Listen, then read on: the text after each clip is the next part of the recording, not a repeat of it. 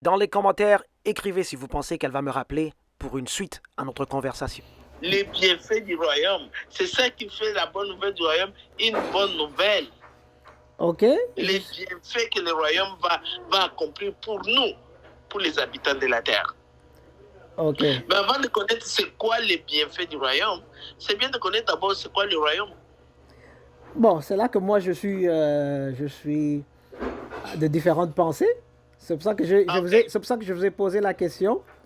Parce que vous avez dit, hein, je répète juste pour que je ne me trompe pas de ce que vous dites. Vous m'avez dit que Jésus est venu prêcher la bonne nouvelle du royaume. Vous m'avez posé la question. Tu ne penses pas, Roy, que c'est important de connaître le royaume? Oui. Moi j'ai dit, oui, mais moi je poserai la question différemment, dans le sens où je poserai plus à dire, est-ce que, Roy, ce n'est pas important de connaître cette bonne nouvelle? C'est quoi exactement cette nouvelle du royaume-là? Parce que si on ne connaît pas cette nouvelle, mais on parle du royaume, on risque de manquer le chemin. Je vous donne l'exemple. C'est comme si quelqu'un dit, Roy, je veux te donner le chemin pour arriver à Montréal. Vous voyez? Après, moi, je pars dire à tout le monde, hé, écoutez, vous ne pensez pas que c'est important de connaître Montréal? Ce n'était pas ça le message. Le message est de connaître le chemin. Donc, veut dire la façon d'arriver vers Montréal. Vous voyez ce que je veux dire? C'est un peu ça la différence entre connaître le royaume et la bonne nouvelle du royaume. C'est pour ça que je me concentrais plus sur la bonne nouvelle du royaume. Pas pour dire que ce n'est pas important de connaître le royaume. Tout ça fait partie de la parole. Oui. C'est pour ça que je dis que selon toi maintenant, c'est quoi la bonne nouvelle du royaume? Ben, juste pour que je répète ce que vous avez dit, parce que je vous ai posé la même question. Vous m'avez répondu, hein, vous avez fini votre réponse, j'assume. J'assume? Je n'ai même pas répondu encore. Ah, oh, ok. Donc j'attends alors votre réponse. Non, j'attends que toi tu parles en premier. Mais ma soeur, vous voyez que je vous ai posé la première question. Après, vous dites non, je vais attendre que toi tu répondes. Bon, je pense que c'est pas bon ça quand même. Moi, je t'ai dit, non, ce n'est pas que je ne peux pas parler. Ok. Ce n'est pas que je ne peux pas parler. Oui. J'ai pris le téléphone. C'est la Bible qui parle, ce n'est pas moi. Amen. Ce que je te dis, je le lis dans la Bible. Je n'invente rien. Amen. Donc, ça ne m'empêche pas de te... Ok, donc je vais attendre votre réponse. Du royaume. J'ai commencé par ça. Oui. J'ai dit que c'est quand on dit qu'on t'annonce une bonne nouvelle, ça veut dire que c'est quelque chose qui va te faire du bien. Ok. Personnellement. Oui. Alors quand on te dit qu'on a une mauvaise nouvelle, ça veut dire que la nouvelle du royaume, c'est une nouvelle qui va t'affecter pour le bien. Oui. La bonne nouvelle du royaume va m'affecter pour le bien. Ok, oui. La bonne nouvelle du royaume va t'affecter pour le bien. Pourquoi elle va t'affecter pour le bien? Mais à cause de ce que le royaume va accomplir. C'est pourquoi on appelle ça la bonne nouvelle du royaume. Qu'est-ce que le royaume va accomplir? Ok, voilà. Qu'est-ce que le royaume va accomplir? Bon, quand on va lire, il y a beaucoup de choses que le royaume va accomplir pour la terre. Mais on va juste noter une.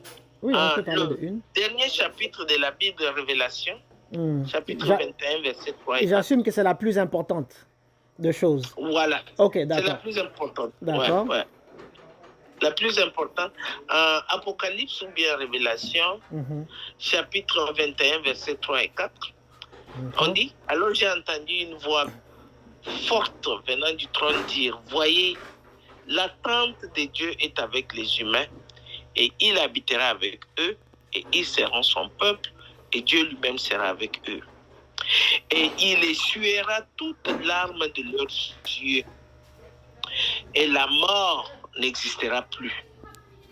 Il n'y aura plus ni deuil, ni cri, ni douleur. Les choses anciennes ont disparu. Et celui qui était assis, celui qui est assis sur le trône a dit, voyez, je suis en train de faire toutes choses nouvelles. Et il a ajouté, écris, car ces paroles sont dignes de foi. Tu as remarqué au verset 4 de grandes réalisations que le royaume va accomplir. La mort n'existera plus. il n'y aura plus ni deuil, il n'y aura plus ni cri, il n'y aura plus ni douleur. Les choses anciennes ont disparu. À ton avis, comment tu sens quand j'ai lu ces choses? Je me réjouis parce que c'est la parole. Et voilà. Je me réjouis. Et donc, je veux juste me rassurer que je comprends le message complet. C'est quoi? C'est que vous dites vous dites que le message du royaume, le plus important qu'il est venu annoncer, c'est qu'en fait, Dieu va faire toutes choses nouvelles et qu'il va essuyer nos larmes, quoi. Voilà. Okay. Comme on dit en anglais, you got the point.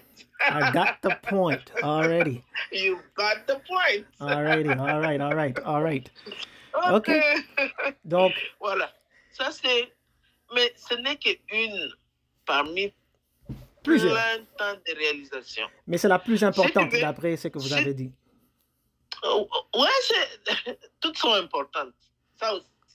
Ouais, mais si vous rencontrez quelqu'un dans la rue et vous avez 1 minute pour lui donner la bonne nouvelle du royaume, je vais lui donner ça. C'est ça que vous allez lui donner. C'est ça que vous allez lui donner. Ok. Oui. D'accord. Mais si tu veux, comme je t'avais dit que tout le monde est occupé, je ne vais pas prendre beaucoup de ton temps. Si tu veux, la prochaine fois, on peut parler d'autres réalisations du royaume. Okay. Ce qui fait que la nouvelle à propos du royaume, c'est une bonne nouvelle. Okay. La prochaine fois, quand je t'appelle, on parle d'une autre réalisation. D'accord. Moi, je vais vous laisser quand même avec quelque chose aussi. Comme ça, je vous partage aussi parce que vous m'avez posé la question. Hein. J'aimerais quand même aussi répondre. Je n'ai pas la Bible devant moi, mais je vous donne ça. Après, vous pouvez rechercher aussi. Ok. Donc, en fait, moi, si j'ai 1 minute avec quelqu'un et que je dois accomplir la parole du Seigneur Jésus, hein, qui a dit d'annoncer la bonne nouvelle du royaume, dans cette 1 minute-là, je vais trouver les versets ou les passages qui parlent de Jésus qui était venu, hein, comme la parole, bien sûr, qui était venu pour mourir pour les péchés des hommes. Donc, il était l'agneau de Dieu qui est venu pour être tué, mourir et ressusciter, parce que sa mort, au fait, donnait la vie à tous ceux qui donnaient foi en lui, qui se repentaient de leurs péchés, et ils avaient la vie. Donc, ça veut dire qu'ils quittaient de la mort parce que tout le monde était déjà sous la condamnation de Dieu. Et il y avait même, on va dire les païens, par exemple, qui étaient éloignés de la grâce de Dieu. Voilà. Et que Dieu a adopté à travers Jésus, les faisant tous enfants de Dieu à travers Christ, qui fait maintenant qu'ils avaient accès au royaume auquel ils n'avaient même pas l'espérance d'accéder avant. Donc, la bonne nouvelle du royaume, c'est que hier, tu étais condamné. Aujourd'hui, si tu donnes ta vie à Christ, tu te répands de tes péchés, tu as accès au royaume où Dieu va essuyer tes larmes. Maintenant, je vais entrer dans ce que vous avez partagé là. Il va essuyer tes larmes, il n'y aura plus de pleurs quand tu vas accéder à ce royaume. Mais tu ne peux pas y accéder si tu n'as pas donné ta vie à Christ. Et dans ces 1 minute-là, c'est ça que moi je donnerai. Ok. En tout cas, tu dis que si la personne s'est convertie, elle va accéder au royaume. Donc, exactement. Tu vois que c'était important de connaître d'abord c'est quoi le royaume. Puis, ce n'est pas tout le monde qui a accès au royaume. Non, ce qui est important, c'est que les gens savent qu'il faut se repentir. Donc, vous allez voir que les disciples, quand ils étaient partis quelque part, on leur posait la question, que devons-nous faire? Ils ont dit, repentez-vous. Parce qu'ils sont partis dire, Jésus est venu, vous l'avez crucifié, vous et vos pères. Vous voyez, ils ont prêché comme ça. Et immédiatement, quand ils ont été, ils ont été touchés par ce message, ils ont demandé la question, ils ont posé la question aux disciples. Donc, la réponse des disciples est très importante parce que c'est ça qui va montrer quelle était leur pensée à eux, les disciples. Parce que c'est écrit dans la Bible. Alors, quand les gens ont dit, que ferons-nous? La première chose qu'ils ont dit, ils n'ont pas dit, tu dois savoir qu'on doit essuyer tes larmes au ciel, Dieu il va faire que tu ne seras plus malade. Non, il a dit immédiatement, repentez-vous de votre péché. Vous voyez? Repentez-vous, acceptez Jésus-Christ. Vous voyez, vous vous souvenez du centurion éthiopien. Il lisait la parole. Il a rencontré les disciples de Jésus. Il dit, On lui pose la question, est-ce que tu comprends ce que tu lis? Il dit, comment est-ce que je veux comprendre si quelqu'un ne me l'explique pas? Le disciple commence à lui expliquer. Jésus a été prophétisé par les prophètes. Et après, il est venu, il a été crucifié et il est parti. Après, immédiatement, il demande, alors qu'est-ce que je dois faire? On lui dit, si tu crois, pour être baptisé, hein, si tu crois que Jésus est le Fils de Dieu, je te baptise. Vous voyez? Donc, en fait, c'était ça le message, la bonne nouvelle. En fait, qu'il venait pour être crucifié. Il fallait croire en lui. Il fallait croire en lui pour être sauvé, pour avoir accès au royaume dont vous parlez. Amen. C'est ça la bonne nouvelle du royaume? Exactement. Ok. Vous êtes en désaccord? Je ne suis pas en désaccord parce que Jésus est le royaume. Jésus est le roi nommé du royaume de Dieu. Donc, il y a une connexion. Quand tu parles du royaume, tu ne peux pas exclure Jésus du royaume. Non. Non. Il est le roi nommé du royaume de Dieu. Donc, Jésus et le royaume, ils sont connectés. Donc, quand tu parles... Mais Jésus n'a pas dit la bonne nouvelle du royaume... aller prêcher la bonne nouvelle sur Jésus. Non. Il a dit prêcher la bonne nouvelle du royaume. Mais même si... Mais c'est pourquoi je te dis, avant de prêcher, il faut connaître d'abord c'est quoi le royaume. Vous savez... La question que j'ai dit là n'était pas mauvaise du tout. Puisque quand tu comprends c'est quoi le royaume, tu comprends maintenant c'est quoi la bonne nouvelle et c'est quoi prêcher. Je te donne un exemple. Quand les gens vont faire la campagne pour leur gouvernement, là, quand ils vont faire la campagne, ils disent aux gens, allez, payez vos impôts, faites ceci. Non. Il dit, voilà, je suis candidat aux élections. Si vous me choisissez, voilà qu'est-ce que je peux faire pour vous. Ça. Alors, sur base de son plan, qu'est-ce que les gens réfléchissent. Non, je vais voter pour lui. Il a une bonne réflexion, il a des choses à... Voilà. Alors, quand on parle des bienfaits du royaume, on montre aux gens ce que le royaume va accomplir. Et c'est ça qui va pousser les gens à se repentir. Ce n'est pas seulement aller dire aux gens, repentez-vous, repentez-vous. Non. Donnez-leur quelque chose. Pourquoi ils doivent se repentir? Voilà. Pourquoi ils doivent se repentir? Puisqu'on a quelque chose de meilleur. Voilà. Le royaume, c'est quelque chose de meilleur qui est là. Everybody should reach out to it. Les bienfaits que ça apporte. Est-ce que tu veux bénéficier de ces bienfaits? Alors, pour bénéficier de ces bienfaits, tu dois te repentir. Voilà. Au lieu d'aller toujours, repentez-vous avant. Si vous Parlez pouvez... du royaume. Vous savez, quand Jésus a dit aux disciples quoi faire, la preuve, après, pour tout enseignement que nous tous, on doit suivre, c'est suivre ce que les disciples ont fait. Ça veut dire, si Jésus a dit sauter à gauche, on doit voir dans la Bible si les disciples ont sauté à gauche. Et nous tous, on va dire, ah, il faut sauter à gauche. Maintenant, si lui, il a dit, allez prêcher la bonne nouvelle du royaume, et qu'après, on lit dans la parole que quand les disciples sont partis parler, ils ont dit aux gens, repentez-vous. Ils ont dit aux gens, fouillez le péché, parce qu'on était tous dans le mal. Et aujourd'hui, Christ a été crucifié pour qu'aujourd'hui, nous soyons justifiés par la grâce, ok? Par le moyen de la foi. C'est ça la bonne nouvelle qu'on annonce. On ne va pas aller prendre un enseignement qui sort de ce que les disciples ont fait, parce qu'eux ont obéi à la parole de Jésus. Vous voyez? Si j'utilise votre exemple à vous, de la personne qu'on veut vous avez dit que si on veut élire quelqu'un, hein, c'est ça? On veut élire quelqu'un pour un poste. Il dit, voilà ce que je peux faire pour vous, ça. Vous avez dit qu'on ne parle pas de la taxe directement. Vous avez raison. Alors, ce monsieur qui dit, je vais faire ça et ça et ça pour vous, dans la parole, c'est Jésus. Donc Jésus dit, moi, je vais faire ça et ça pour vous, parce que le royaume lui appartient. Donc il dit aux gens, voilà ce que je peux faire pour vous. C'est pour cela que nous, on envoie les gens vers Jésus. Parce que quand ils rencontrent Jésus, ils apprennent directement de lui qu'il a dit qu'il va essuyer leurs larmes. Il a dit qu'il faut qu'ils se repentent. Il a dit qu'il est venu mourir pour eux, qu'il va aller ressusciter et vivre éternellement. Et que si lui vivait éternellement, ces gens-là aussi devaient avoir la foi qu'eux aussi allaient vivre éternellement. Même si la mort les prenait, ils vivront. Vous voyez? Et c'est ça qu'on présente aux gens. C'est donc le maître du royaume lui-même, parce que c'est lui qu'on vote, en fait. Vous voyez? C'est lui qui fait toutes ces promesses-là. Oui. Si je présente à quelqu'un les promesses d'un pays sans lui présenter le président du pays, mais je fais du mal. Si je ne le présente pas à la personne qui fait la loi de ce pays-là, la personne qui le laisse entrer dans ce pays-là, la personne qui dit, c'est moi qui vais te laisser entrer dans ce pays-là, il ne va jamais entrer, même s'il a tout appris du pays. Ouais, nous, on suit l'exemple de Christ. Amen. Il a dit de parler du royaume, la bonne nouvelle du royaume, parler des bienfaits que le royaume va apporter. Et c'est ça qui va toucher les gens. Ils vont voir l'amour du Christ. Ça va les toucher à pouvoir venir vers lui.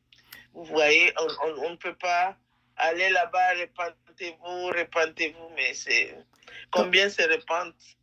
Le repentir là n'est pas long, vous voyez. Mais quand les gens sont poussés par amour, ils le font par amour pour Jésus. Exactement. Vous allez voir que ça les touche longuement et durement. Je vous pose une question. Quand les disciples ont dit aux gens, repentez-vous, et qu'il y avait 3000 personnes qui se sont repenties, ok? Est-ce que, bon, que ce soit 2 ou 3 ou 10 personnes, ce n'est pas le nombre. Je donne juste exemple. Quand les disciples ont dit, repentez-vous, et qu'une personne s'est repentie, est-ce que vous dites que celui-là ne s'est pas repenti par amour à Jésus? C'est ça que vous voulez dire? Les exemples ne sont pas vraiment pareils. Puisque les disciples s'adressaient au peuple qui était voué à Jéhovah, déjà.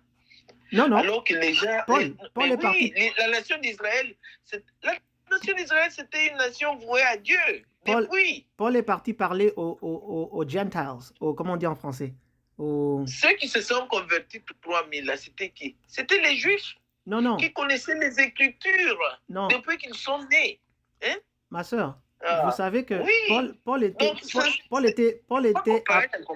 était apôtre de qui? Les Juifs ou les nations? Apôtre des nations. Ok, ça veut dire qu'il est parti parler, je donne juste exemple, hein, je tire la chose, mais il est parti parler aux Congolais, disons, par exemple. Ok? Donc, mais écoute, il était apôtre des nations, mais quand tu regardes la prédication de Paul, c'est vrai qu'il était apôtre des nations.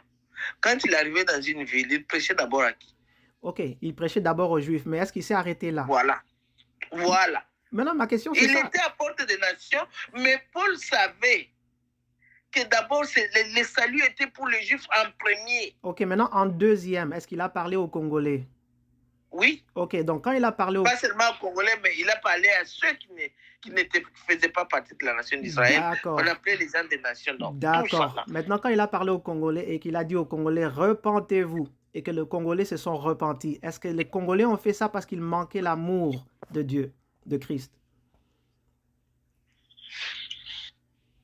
Je te donne un exemple de quand il a prêché aux Corinthiens. D'accord. C'est aux Corinthiens ou aux Philippiens. Je sais quand il est arrivé en Grèce, là, les gens vraiment, ça c'était les gens des nations, hein, ils étaient éblouis par le discours de Paul. Avec Barnabas, ils les ont pris pour des dieux. Ils ont appelé Paul Zéus, Barnabas, un autre dieu. Et ils sont venus ils ont apporté des sacrifices pour les offrir. Ils ont pensé que c'était des dieux. Ça, ce sont des gens des nations. Ils pensaient que les humains sont des dieux. Mais les Juifs savaient que Dieu n'est pas un homme. Ah non, ça, on comprend ça. Ils sont venus pour leur offrir. On comprend ça, mais pour ne pas manquer le point, parce que le point, c'était, si vous avez dit, ce n'est pas à dire aux gens, repentez-vous, parce que là, il n'y a pas en fait, ce n'est pas l'amour qui amène les gens vers Christ. Alors, je vous ai posé la question. Donc, quand les apôtres, donc Paul disait aux nations, repentez-vous, donc ça veut dire qu'il n'a pas utilisé le moyen de l'amour qui amène les gens vers Christ. Est-ce que c'est ça que je comprends? Non, il n'a pas... Je n'ai pas dit ça. Ok, donc ça veut dire que si vous... Je n'ai pas dit ça. Ok, ça veut dire que si vous, aujourd'hui, vous dites à quelqu'un, il faut se rependre de vos péchés, parce que le péché vous sépare de l'amour de Dieu. Vous n'avez pas utilisé un moyen de haine, ou vous n'avez pas éloigné la personne de Dieu parce que vous avez manqué l'amour. Au fait, vous avez suivi ce que la parole a dit, et c'est ça l'amour de Dieu, au fait. Vous voyez? Et je ne suis pas en train de dire que voilà, qu'on ne peut pas parler d'autre chose et dire, en fait, montrer l'amour à quelqu'un. C'est pas ça que je dis. Mais je parle juste du point de vue que si quelqu'un dit aux autres, repentez-vous, on se met debout, nous qui nous appelons chrétiens, pour dire que la personne manquait, n'a pas utilisé le moyen de l'amour. J'ai dit, mais ça, c'est terrible de dire ça. Je n'ai pas dit ça. Mais moi, la question que je me pose, c'est que pourquoi vous ne prêchez pas seulement sur le royaume? Que Jésus nous a dit de prêcher sur le royaume.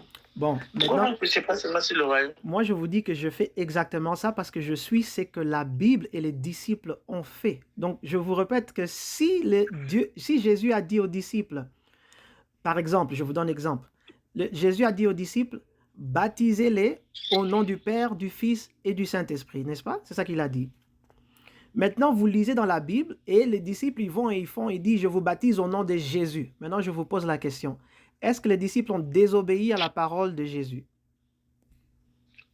Non, ils n'ont pas désobéi. Ok, donc si quelqu'un alors baptise au nom de Jésus, on ne peut pas s'approcher vers lui, eux, et dire, non, tu sais, il ne faut pas faire comme ça, parce qu'au fait, tu sais, non, les disciples ont suivi le conseil de Jésus. Donc, si on voit ce que les disciples ont fait, et que nous, on le répète, on a la paix de savoir qu'on ne peut pas être reproché par rapport à ça.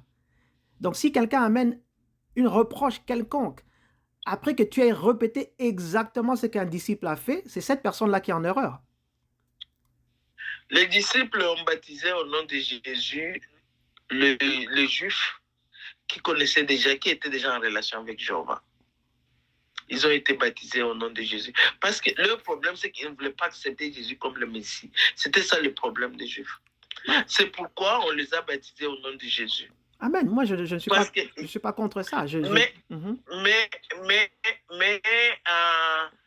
Matthieu chapitre 28, verset 19 à 20, quand il a envoyé les gens prêcher aux gens des nations, Jésus a dit, baptisez-les au nom du Père, du Fils et de l'Esprit Saint.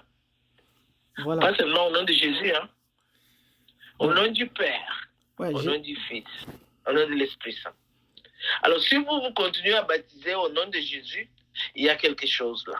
Ok, Jésus, quand il a dit ça, quand il a dit à ses disciples, allez baptiser les gens au nom, au nom du Père, Fils et du Saint-Esprit, après il est parti, n'est-ce pas?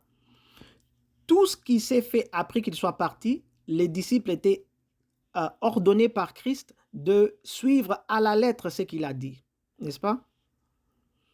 Il n'a pas dit seulement aux Juifs, baptisez-les au nom du Père, Fils, Saint-Esprit. Après, maintenant, avec les autres des nations, dites seulement Jésus. Mais maintenant, avec ceux qui sont au coin de la rue là-bas, dites maintenant Jéhovah. Il n'a pas dit ça. Il a dit, allez-y et faites ça. Maintenant, lui est parti. Les disciples sont restés et ils ont fait une chose. Donc, je vous ai posé la question, est-ce qu'ils ont désobéi à l'ordre de Jésus? Vous avez dit non.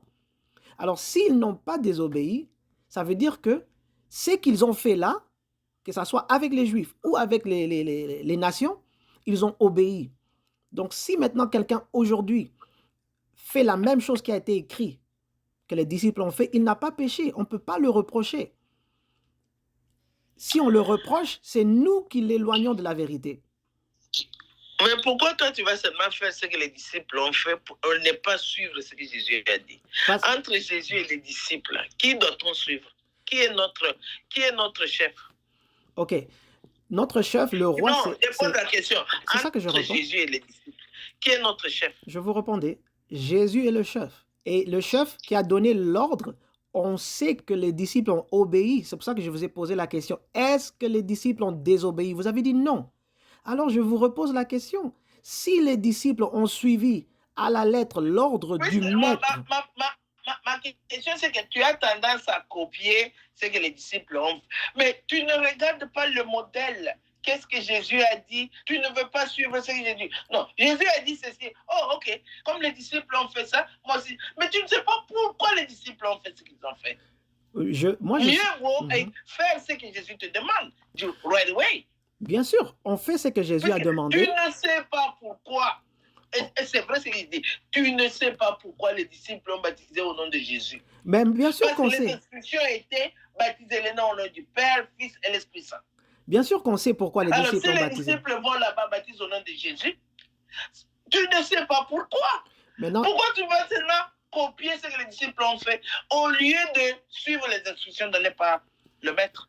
Parce que vous avez vous-même donné la réponse, ma sœur. Vous avez dit que les disciples n'ont pas désobéi à l'ordre de Christ. Donc, on ne peut pas dire une chose après l'autre sur la même page.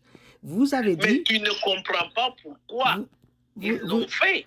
Mais si bien tu sûr ne qu'on le comprends comprend. pas encore, donc ne le fais pas toi. Bien sûr qu'on le comprend. Oui, On le tu ne comprend. le comprends pas. Tu ne comprends pas. Bien sûr qu'on le comprend, maman.